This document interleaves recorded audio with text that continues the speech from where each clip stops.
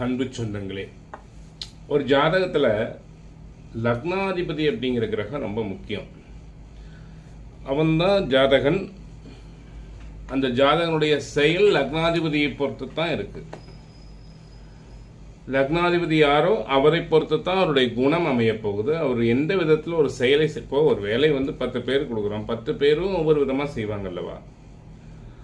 அப்போது லக்னாதிபதி என்னைக்குமே சுப கிரகங்களுடைய சேர்க்கை பார்வை பெறணும்.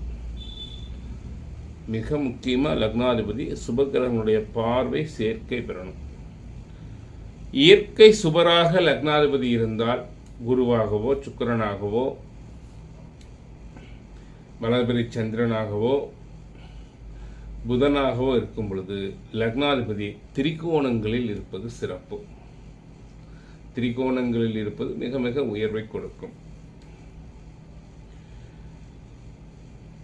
அந்த இயற்கை சுபகிரகம் ஒரு கேந்திர அதிபதியுடன் சேர்க்கை பெற்றிருப்பது சிறப்பு. திரிகோணங்களில் இருந்து கேந்திராதிபதியுடைய பார்வையோ சேர்க்கையோ பெற்று நட்பு கிரகமாக இருந்து கேந்திராதிபதி நட்பு கிரகமாக இருந்து சேர்க்கை பெற்றிருப்பது சிறப்பு.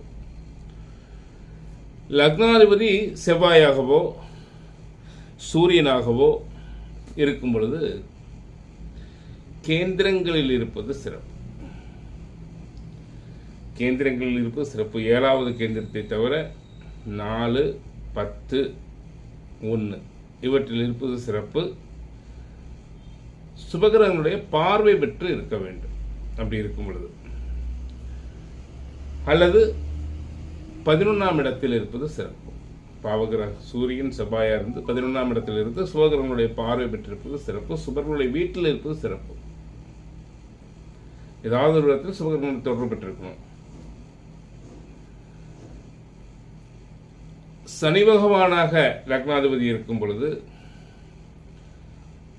அவர் மிகுந்த சுபகிரகத்தினுடைய தொடர்பு குருவோ சுக்கிரனுடைய தொடர்பையோ அதிகம் பெற்று அவர் திரிகோண கேந்திரங்களில் இருந்தார் என்றால், அதுவும் கேந்திரங்களில் இருந்தார் என்றால் அந்த ஜாதகனுக்கு ஒரு உயர்ந்த சிறப்பையும் ஒரு முன்னேற்றத்தையும் செயல்பாட்டினுடைய துரிதத்தையும் செயல்பாட்டினுடைய வேகத்தையும் அவர் செய்கின்ற செயல்பாடுகள், அவருடைய பழக்க வழக்கங்கள், அவருடைய குணாதிசயங்கள் அவர் வெற்றிக்கு மிகவும் துணை நிற்கும். இப்போ லக்னாதிபதி பலம் பெற வேண்டும்.